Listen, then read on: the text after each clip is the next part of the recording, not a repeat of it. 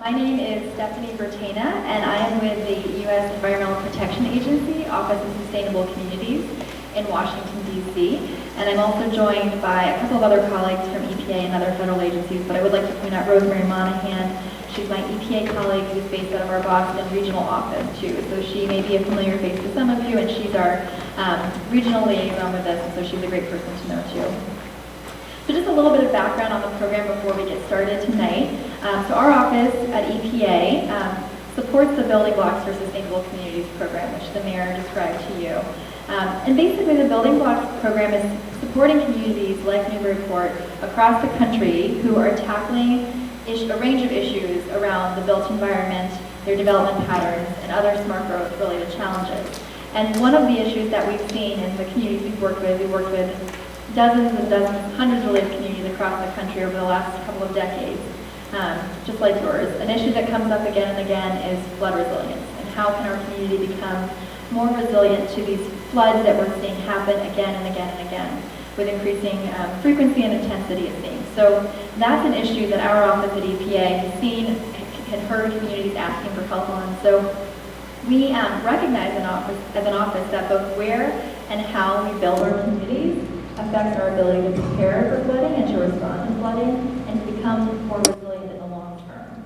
And so the Building Blocks for Sustainable Communities program developed a flood resilience tool, a self-assessment that officials from Newburyport have filled out. We've been working with you guys over the last couple of months leading up to this workshop tonight, and we're just really excited to work on this topic and this area with you. I should say too that Newburyport was one of 5 communities that was selected from across the country to receive assistance on this topic. And there were lots of applications, and so you should feel very proud of your city and your community. You're clearly already doing really good work on this topic, and we're just here to both learn from you and to share some success stories that we've heard from other communities who are tackling similar challenges around the country. So we're here to learn from you as much as we are to help you continue moving in the direction that you're already going. So as I said, we've been working with a core team of local folks from Newburyport to sort of plan this event, to learn more about your community. And really, again, it's to help you guys as you continue to make progress on your efforts to increase flood resilience in your community, for your people, for your infrastructure, for your environment. And so we're here to sort of help you continue on the direction you're already headed. Again, this is building on existing efforts that you've already begun. There's, of course, the Great Marsh Hurricane Sandy Resiliency Grant that's going on currently. The National Wildlife Federation is the lead on with other partners as well. So we're hoping to be able to coordinate with that effort and contribute to that. At the same time, the city is updating its master plan and is redoing some of its zoning and is thinking about what are some other tools that we have at our disposal to shape our flood resilience and how can we inform those processes. We also are part of a hazard mitigation plan at a sort of multi-community level, and so that's another opportunity and tool to think about this issue. So again, we've had a series of conference calls leading up to this workshop, so that those of us who haven't spent a lot of time here can learn more about your community. And as the mayor said, we were able to tour your community this afternoon and to see both the opportunities and the assets that you have here, as well as some of the challenges that you faced in the past different flooding events. So, you guys have already a great downtown with wonderful homes, great streets, and businesses that are clearly thriving. So you have assets at your disposal. You have access to beautiful natural resources, right? So you have the river, and you have Plum Island, and you have beaches. You have beautiful amenities that keep residents here and are attracting tourists and other people like me who want to move here now, right after being here. So you have a lot of things going for you, and you also have some challenges too. So, we saw today some areas that have been flooded in the past. We saw businesses that have been affected, critical infrastructure that's at risk if something isn't done. And so that's part of what we want this conversation tonight and tomorrow to be about. What do we do about the challenges that are ahead of us? Are there some tools that we can use, some strategies we can put into place to protect the assets that are so important to us and to think long-term in terms of our resilience? As I mentioned at the beginning, I'm joined with several folks from other federal agencies and state agencies as well. There are folks, again, from EPA here, from NOAA, from FEMA, from the Army Corps, as well as Mass CCM as well. So we have invited different federal partners and state partners here to serve as a resource for you. Whenever I say I'm from a federal agency, I'm here to help people generally like to laugh at that, you know. But I'm here from EPA, and I'm here to help you guys, right? Like that's part of this, but it's also learning from you. So some of our agencies might have programs that can be useful to you as you're implementing some of these activities. So we want to do some of that matchmaking with resources we might have that can help you. But we also want to learn from what you guys are doing. Clearly there are things that you guys are doing here that other communities that we work with might benefit from learning. So we want to do that as well. So I think with that, I'll end my remarks, and I'll turn it over to Bill Bond. And Bill is with Tetra Tech. He is the consultant who EPA's brought on to really help lead us through this evening's workshop and tomorrow as well. So there will be, us federal agency folks will be around to help Bill as well, but Bill will be kind of leading us through a presentation tonight, but then we'll also spend a fair bit of time in interactive group format as well. So we'll look forward to hearing from all of you shortly. So thank you. All right, thanks, Stephanie. Basically, tonight, as we mentioned, we're talking about this flood resilience, and I know this term gets used a lot, all the time now, really. And, if I ask you all, define resilience for me, I think I have probably 100 different definitions, depending on what you do for a living or your background. Everyone kind of has their own idea. But we're going to talk a little bit about what we mean during this presentation. So I'm not going to talk about this very much, but one thing I will mention is I've worked with a lot of different both federal and state agencies, and really this technical assistance, it gets down to it. We identify action items that people within the community, people at the state and federal level, take in order to build resilience here locally. So it's not just a matter of saying, okay, this is a great idea, that's a great idea. We get down to, let's do this over the next 3 months, let's do this over the next 6 months, or the next 2 years, whatever it happens to be. And we get to these kind of real actions that help build resilience here in the city. So this technical assistance, what it includes is kind of these 3 major steps. The first one is kind of this assessment, as Stephanie talked about earlier. This allows us to kind of go through, we have 2 different calls with the city here, and we talk about some of the issues that they're seeing here locally. So we talk about that, and we get an idea of kind of what's going on, what's some of the major industry, what are some of the major assets we talked about earlier in the community, and what are the planning, what's some of the planning that's going on, and that gives us some of the background here.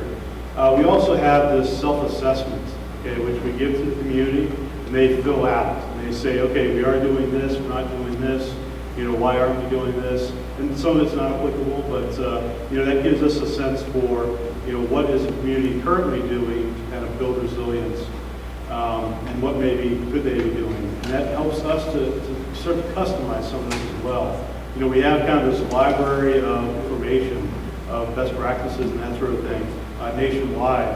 And what we want to do is be able to bring the stuff that's most related to this community to the workshop tomorrow. So when we start to talk about solutions, they're applicable here. So we have that assessment. We get to know some of the partners, some of the different agencies and departments here locally, what their jobs are.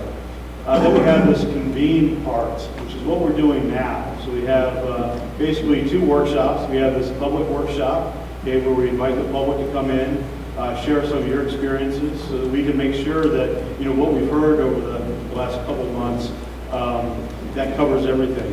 We want to make sure that nothing gets left out.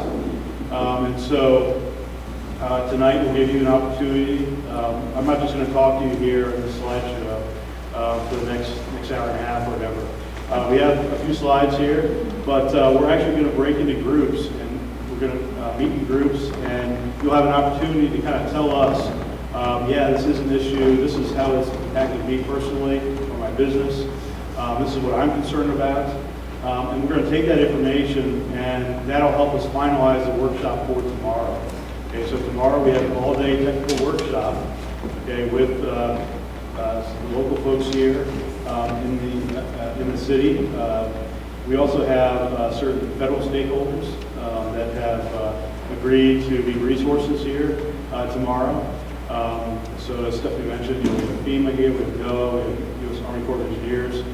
We also have state resources. We have the state coastal zone management is here as well. So we have all these great resources in one room, and they all have, they all kind of know their programs, and so it's really a matter of kind of seeing where these things overlap and where we can kind of take advantage of the different programs that are already out there and build on these different programs and plans and studies and whatever else is going on.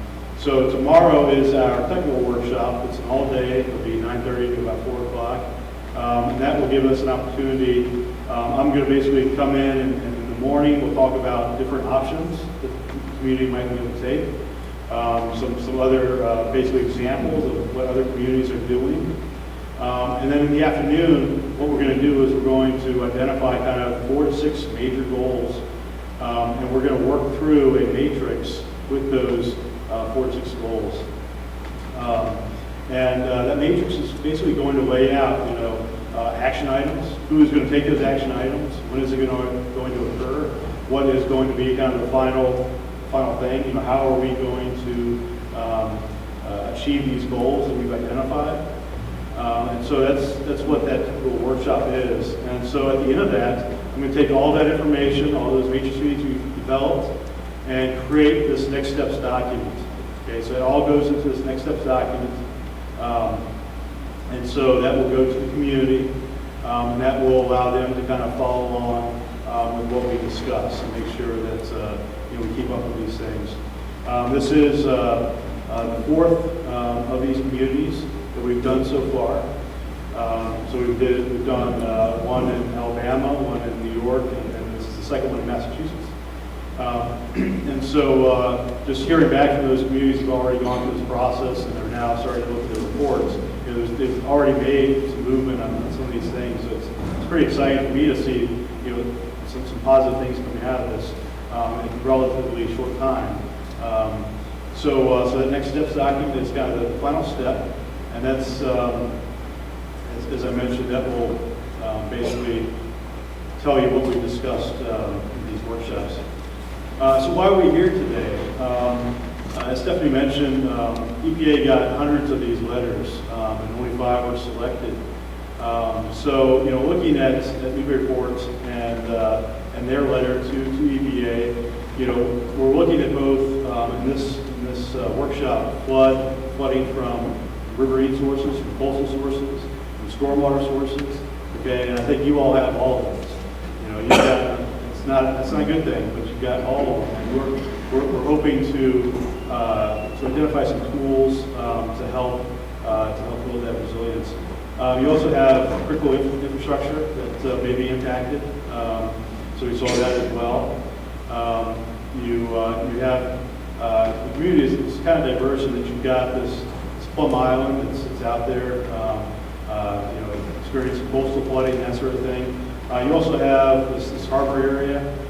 You've got a nice downtown area. We've got some stormwater issues. You've got, we'll go through some of the pictures of what we saw today, but you've got a lot of different things going on that, there are things that we can do to help alleviate some of that. So there's a lot of planning and regulatory framework in place as well. There's a lot of planning going on. Stephanie mentioned the hazard mitigation planning that's currently going on, identifying mitigation actions or strategies that your community can take. So that's in place as well, and it's always easier to kind of build off some of the stuff that's in place. So what am I going to cover this evening?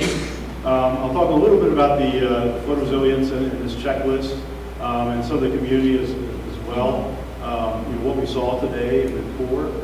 And then we'll talk about some of the things that we may be able to do better here as well. Okay, so it was great. I was able to get a few photos from the community with the flooding already there, so we can kind of see some of the areas that are impacted with different flood events. And there's been several here. guess that was from 2007. We looked at this structure in this area today. So we saw what it looked like dry. But this kind of gave us an idea of what this looks like when it's basically an island there, which has all this water surrounding it. So what is resilience? I get this question a lot. Everyone has, as I mentioned, their own definition. But really, what I like to think about when I think about resilience, a lot of people use the term like rebound and springing back. But really, I like to think about like springing forward. Okay, so a lot of times when we're in a disaster situation and we've had a lot of impacts and we're trying to get things up and running as quickly as possible, we're not always thinking, okay, what can I do to get things in a better place than before the disaster? Okay, so really we want to think about this now, not when we're in a disaster situation where we're trying to respond to different things and we have a lot of damage, we have a lot of homes, people displaced and trying to find shelter. We want to think about this now, before the flooding, and think about, okay, when the next event comes, and unfortunately that's sometimes when we get our funding, what can we do to make the community stronger when we start to rebuild and look at this? And what can we do now, before the disaster, so that we can get back going, recovering more quickly? But again, it's adapting to a changing environment as well. I'll be talking about that tonight too. One definition that we see from the Rockefeller Foundation, you see things like stress and shocks, transforming when conditions require it, looking at people, communities, systems. So it's not just kind of the economic base, but we're looking at the people, how are they impacted, the environment. We have a beautiful environment here, how is that going to be impacted? And some of these things are a little bit more difficult to quantify.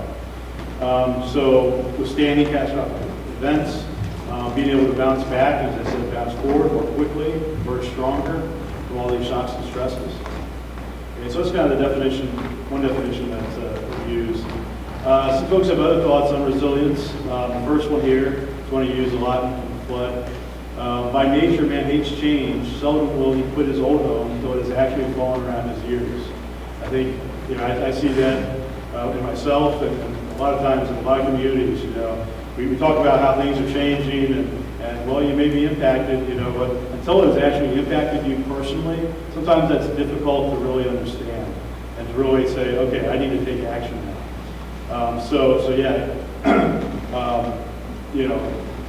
I know this community has been impacted several times in the last several years by storms, but that's not going to stop, right? In some cases, maybe you've looked out in some areas. Storms are going to continue with sea level rise, more flooding. That's just going to get worse. So we need to think about how can we change and start building resilience here. And the other kind of positive quote here at the bottom is the greatest warrior in living lies not in never falling, but in rising every time we fall. Okay, so why do we need flood resilience? And in this community, you can see this in all three. You have coastal storms. We have our surge. You've got Plum Island out there. So you've got this storm damage, the wind and the water, and that's impacting the structures there. So that's something we have to worry about and plan for. We have riverine flooding. You have a major river right next door. Okay, Merrimack's right there. So what happens when that floods as well? Okay, so you have riverine flooding here as well that can impact the area there in the harbor.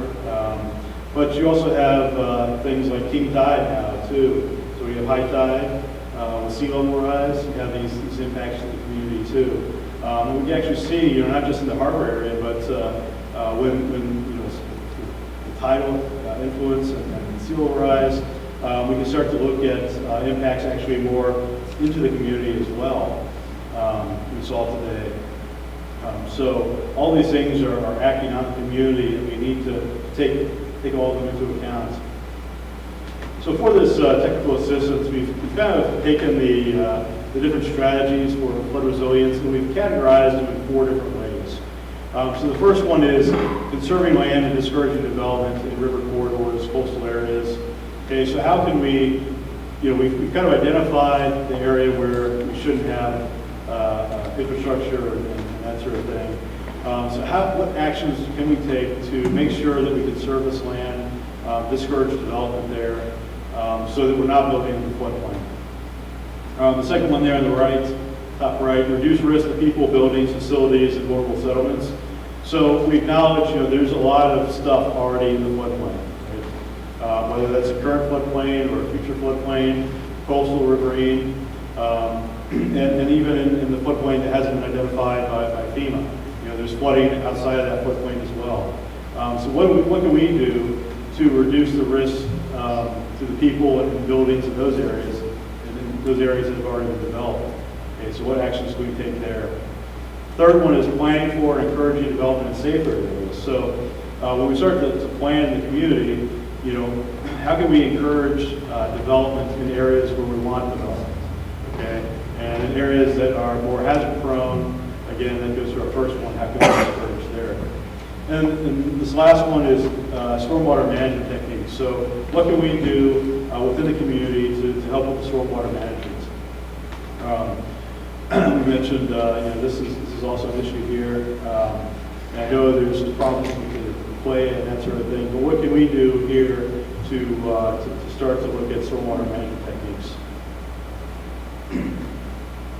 Okay, so as I mentioned, we had this flood resilience self-assessment, and this is basically to allow us to figure out what is the community currently doing, and what maybe they're not doing currently. You might want to look at. So this allows us, it's pretty basic. It's kind of a yes and no. Although we do ask if you aren't doing something to kind of explain, might not be applicable, or whatever it happens to be. Or if there is a yes, but you want to look at it in more detail, we allow for that as well in assessment. So this allows us to kind of look at those, and these questions have all been divided into those 4 categories that I mentioned on the previous slide. Okay, so this helps us focus our dialogue and helps with the engagement.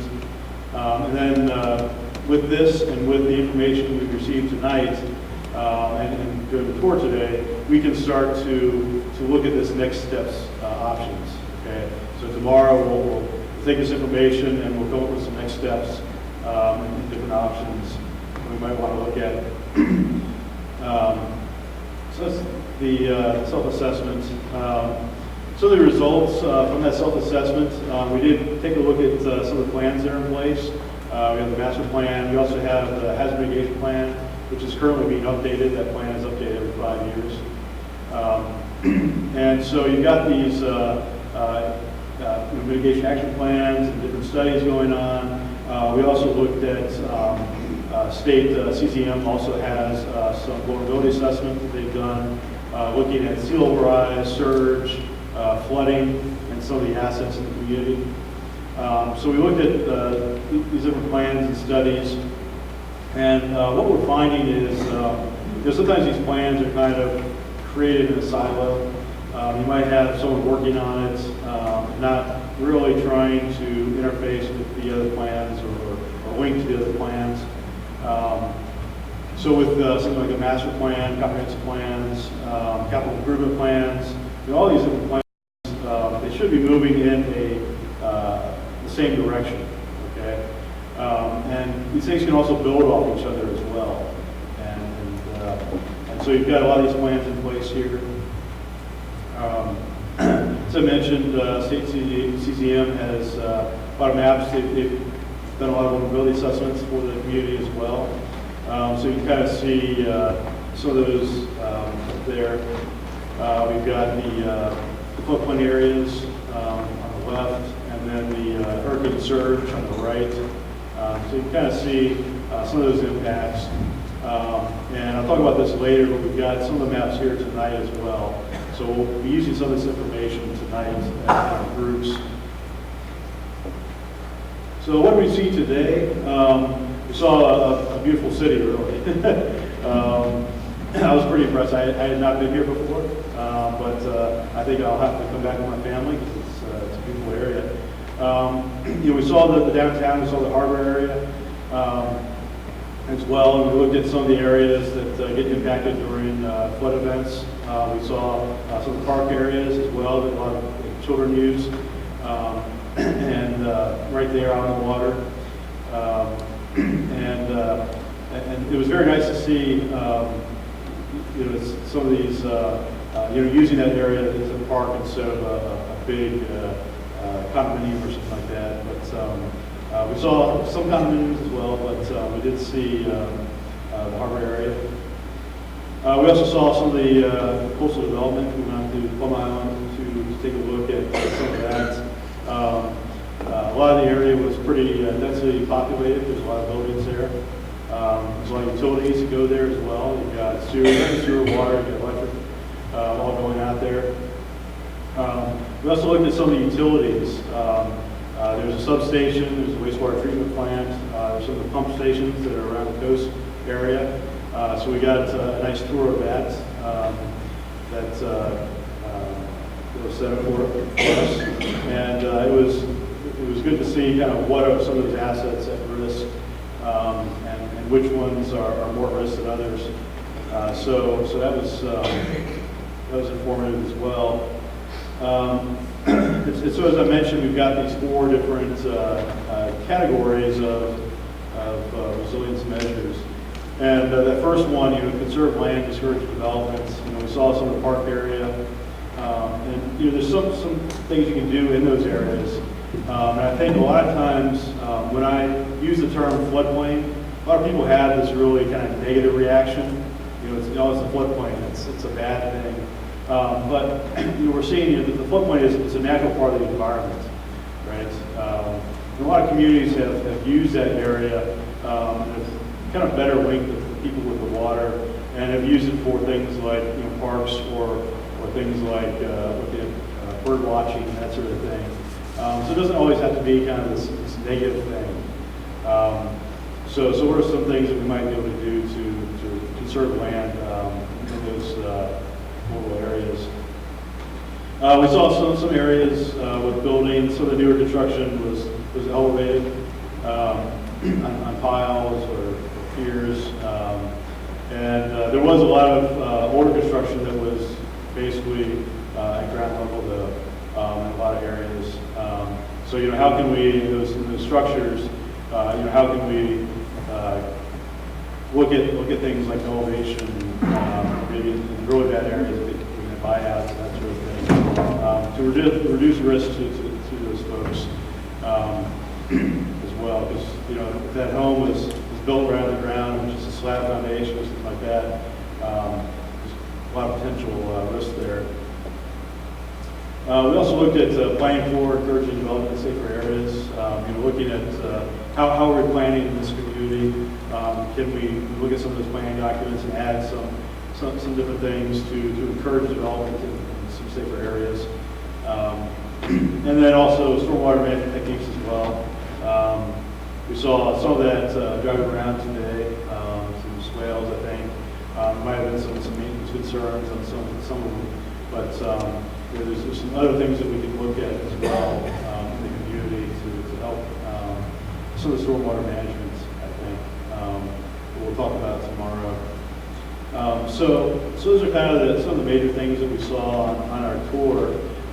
We also looked at some of the businesses in that industrial park, and some of those businesses that already started to elevate some of the critical utilities going in.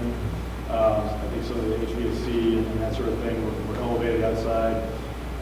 So obviously, some people are already thinking about how to reduce the risk. I'm trying to think. We saw the whole community, so it's a pretty comprehensive tour that we appreciated. But we want to make sure that we get input from you all as well tonight. Any questions on some of the slides before I get to some of the mapping? Basically, what I'm going to do next is I'm going to talk about some of these maps in front of you here. It's about 7:15 or so. 7:15. So we want to take some time. What we're going to do is we've got a lot of tables set up around this auditorium. And what we want to do is get into groups. We're going to have a facilitator at each table. And this will give you a chance to tell us, hey, you didn't talk about this issue tonight. This is really an issue for me. And so that'll give us a chance to look at some of these other things and make sure that we include that in our technical session tomorrow. We've got basically several maps up here at the front, in these front tables, some of the bigger maps. We have maps on some of the critical facilities. We have a floodplain map. We have a map on the surge. We have a map on sea level rise. So we have several different maps here. And then at each table, we also have kind of little maps of the same thing. When you break into groups, you'll have a chance to kind of look at these in your groups. Sometimes what I'll see is, people will talk about a subject and then they'll say, oh, is that right? Well, you check the map. And, you might get up and walk over and take a look at the map itself. But the map is meant to help, might help guide the discussion a little bit, get people to start looking at, are their homes and businesses at risk, maybe the route to their business, or to their job. Sometimes people haven't seen these floodplains and surge maps. Sometimes this is kind of new to them, so it's a little bit surprising. But we've got these maps up here, and again, we really want to make sure we tackle the issues that you have in the community here. Now, if you have opportunities, or if you have maybe solutions that you think is a good solution for the problem, that's fine as well. We're here to listen to those as well. But really, we want to make sure that we get to all the issues that you see. So we're going to break into groups. Each group is going to identify maybe 2 or 3 major things that they've found. And at the end of the night, we'll come back together and we're going to talk about those. Each group will have to kind of identify someone to come up here and talk a little bit. But we want to identify 2 or 3 things that each group has identified, and we'll make sure we capture that for the session tomorrow. Okay, are there any questions on anything I've talked about so far? Those are big groups. I think in the groups you'll have more chance to interact with each other, and if you have a question, then I'll be kind of floating around. So if you have a question for me, feel free to say, "Hey, I've got a question." But why don't we go ahead? I'm just going to have you all kind of break into groups yourself. But we want to be kind of, we want to make sure that everyone's not going to one group. We have these tables set up with the whiteboards there, the flip charts. So if we can go ahead and take this opportunity now, we'll get into groups, and there should be a facilitator for each of those groups. Okay? Thanks.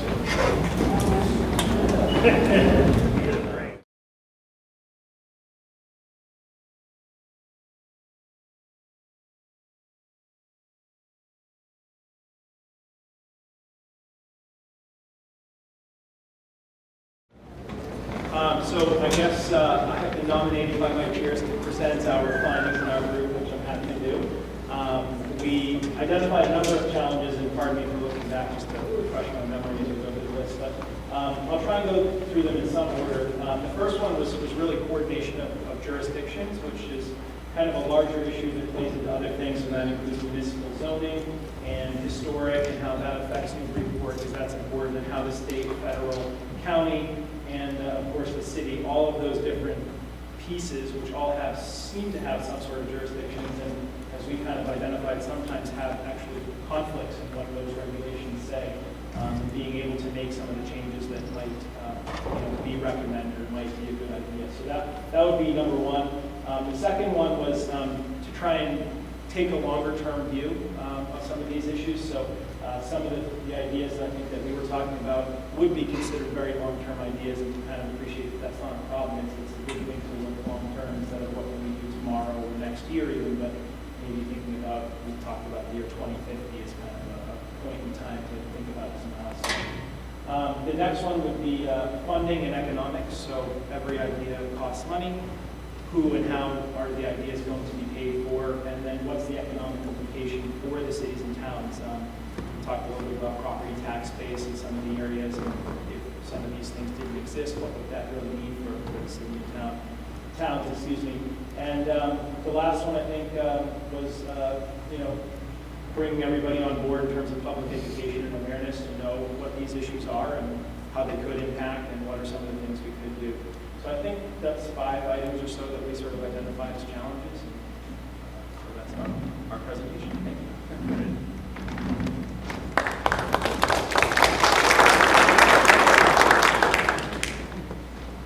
All right, Heather? Sure. Ron Martino, can you hear me this way? I got to go up here. Ron Martino, I live on that Mosley Place in Newburyport. We were at the table over there, and we had 3 clusters of concerns. One was stormwater management, and that included everything. We flood every couple of months, it seems, in Market Square. How do we do that? And as we thought about that, it appears easy to get street money or highway money or sewer money or whatever. Not easy, but that's how the pipe flows. It doesn't seem easy to get green infrastructure money, whether it's for a little rain garden outside the library or something different. So how do we get to the point where we can figure that out relative to stormwater management? Stormwater management is going to be a big deal because the rules are changing, and we're a big source of non-specific point pollution. Meaning stuff washes off the roads and into the river. That'd be a problem. We had a cluster called, I can't read both left, upside down. The waterfront. The waterfront. The waterfront's currently engaged in all the arm wrestling. There's a lot of big projects. There's a lot of local opposition. There's a lot of local support. We know that's a big issue, but maybe it's one that's so much in front of us that whatever happens there, this long-range plan is not going to be part of, the horizon of the clearly, or else maybe what it was. A third cluster was related to emergency management. Plum Island will be cut off in a big storm. How to get people off the island. We've been told that although Anna Jake's Hospital itself is safe, it will form an island. It's the top of the hill, and you might not be able to get there from Salisbury, Ames Street, Low Street, Plum Island. So how do you get to the hospital? Are there clear evacuation routes if Seabrook nuclear plant becomes a problem? Is any of that visible to anybody? Are there apps that pay attention to that? So there's an emergency. There are no shelters in the city or in the immediate area. We would all be makeshift. So there's a concern about what would you do in a serious emergency? Do we have even a one-page plan that indicates how that works? There's another page back there, and I forget what it is. Oh, the industrial park. So a big part of the Newburyport's economy is the industrial park. It's got wet feet. It's got wet feet. It's not clear what easy solutions are. It's not clear what would happen if 1 or 2 of the buildings sunk or flooded. What would happen to the jobs? What would happen to our tax base? That's a major problem, and it's kind of like all things environmental. I think it's economic, and how do you make the trade-off? What's the right cross here? So those are maybe 4 concerns. Emergency, what happens in emergencies, what happens to stormwater, since that's going to be a big bill, what happens in the industrial park, because that's an issue. And we had commentary about jurisdictions like cooperating with Newburyport recently to do things on Plum Island that might not be the same direction Newburyport would take, and maybe it causes problems for homeowners on either side or whatever. How do we work better, have a better cooperative plan between the town and the city? Thank you.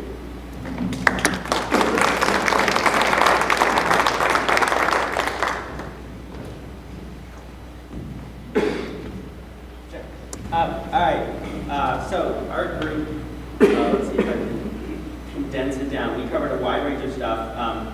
Since they already talked about the business part, I would just add that our focus was, there's sort of two distinct discussions. One, are we just delaying inevitable? So, and is it worth it? The group was sort of split. Yes, we need to delay flooding.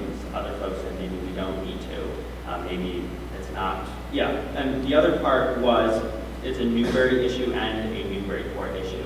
And so any effort to address flooding in the business park needs to incorporate folks from both towns, get both folks from Newbury and Newburyport to the table, get sort of a multi-jurisdictional study to really look at the flooding there. Folks brought up sort of on Plum Island, individuals, this is occurring in Newbury, where folks are putting riprap up to protect their individual community, their individual homes.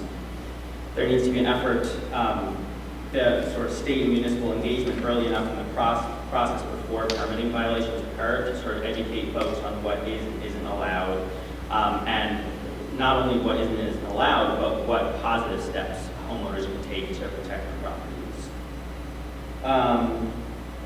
Similarly, looking at zoning, discouraging building in dangerous places, potentially having zoning be altitude-based. And the last component that we brought up was looking at buyouts. How would we finance them? Would they work? Yeah. Oh, folks wanted an announcement about a couple events that were occurring. I don't know if that's okay. Go for it. So folks wanted to make an announcement that there's going to be Carrie Emanuel from MIT, storm surge event on November 4th, and then October 21st, presentation by Dennis Hubbard from Oberlin, which is another storm surge event. We had a bunch of folks from Storm Surge who were very passionate about those events.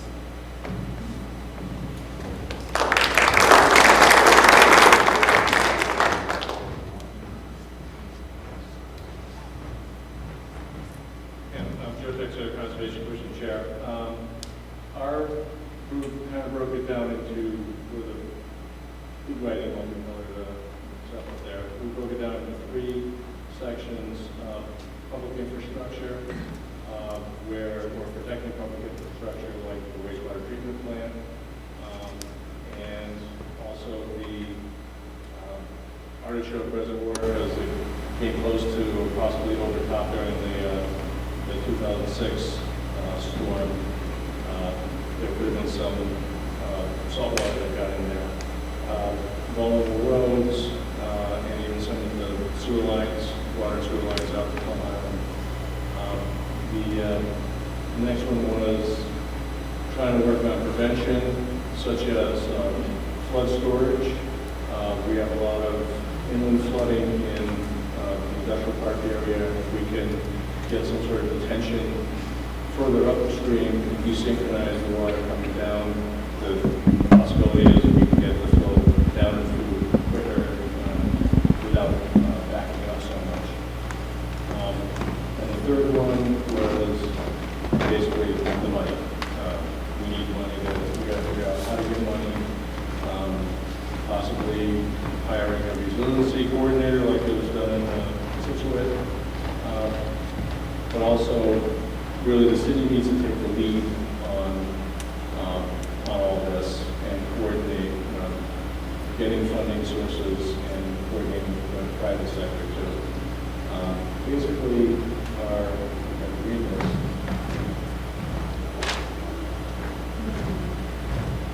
We want to prioritize resiliency based on impacts to the most people and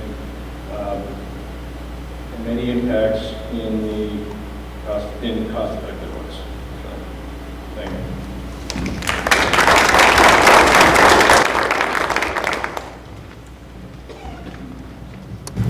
I'm Bill Peterson, and to wrap up on a few things that others have touched on, our first issue was the industrial park, and we talked about the need for a long-term plan to look at changes in the park and whether the infrastructure, culverts, swales, and the drainage that's currently in place has the capacity to handle current levels. And we felt strongly that it would be important to maintain that area for the short term, to draw in that tax base and those jobs to the community.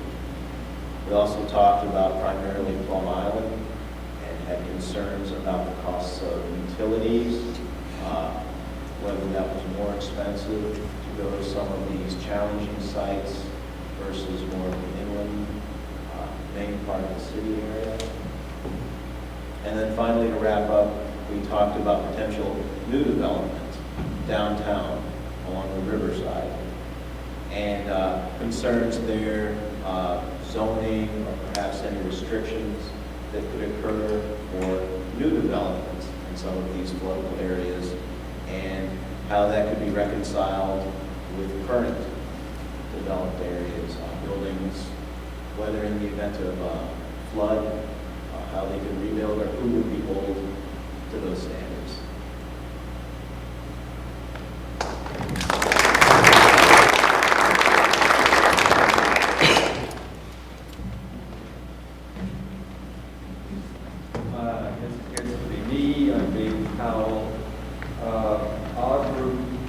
Basically hit the obvious three: the sewage treatment plant, the water treatment plant, and Plum Island. And we essentially discussed those from the perspectives that you've already heard. Pardon me. Plus the fact that also we have yet another one, and that's the electrical substation, which is also essentially on the waterfront. So all of those things are in the most vulnerable floodplain, with the possible exception of water treatment. Also, we agreed that the artichoke would, in the worst case scenario, probably be vulnerable too, so we would also lose supply in our later plan. After identifying those as being three things, three huge elephants in the room, we also focused on the industrial park. And endorsing everything that has just been said about that, I would simply add that one of the things that we talked about was the fact that the industrial park is it is really a community. It's fragmented. It's for lots of reasons, some good, some bad. And in all probability, it's going to need a coming together of those people who work with and pursue their businesses in the industrial park with both the city and other agencies, because that is an enormous problem. It's not a problem that's going to be solved individually by individual property owners. You also have the additional issue that many of the people there don't in fact own the building that their business operates in. It's owned by somebody else, and in many cases those people are actually absentee, essentially over here. They simply collect a check. A couple of other things we talked about were the fact that the pump stations are also vulnerable, that regional solutions have to be part of this too. One of the things, having served on the planning board in Newbury for a number of years and the regional planning commission, we all behave as though we live in a little community and it doesn't touch anything else, which frankly is absurd. The water which floods our streets comes from somewhere else. Not that it's their fault, but they are essentially in the same boat, or not in the same boat with us. And so one of the things we did begin to talk about was the fact that if, and someone's already mentioned that, if you're looking at Plum Island, which is very tough to do anyway, you're looking at two communities who have two very different histories. They have dealt with the issues out there. And you also have, in addition, the fact that you have other communities who are not affected by the same triple whammy that a community like Newburyport or Amesbury or Salisbury is, in that they don't live on a river and the ocean, but they are subject to the same kind of extreme weather events that we are. And so I think it's a possibility of not only learning from other people, but also working with other people. And I can say, that's probably it.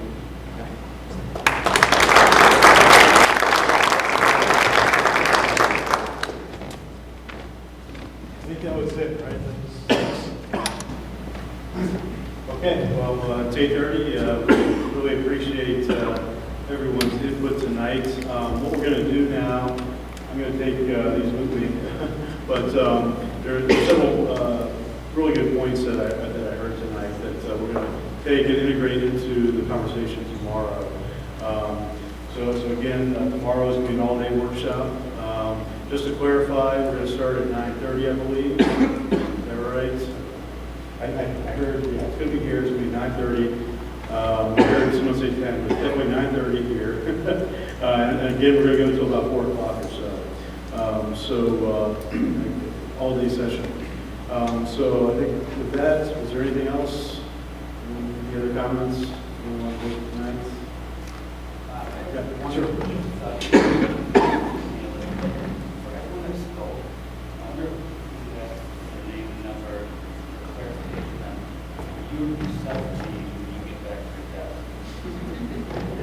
Okay. Yeah, I think everyone who spoke is still here, right?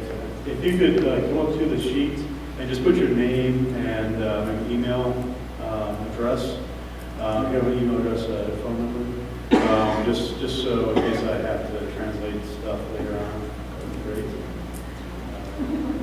Yeah. Yeah. That's it. All right. Well, thanks, everyone.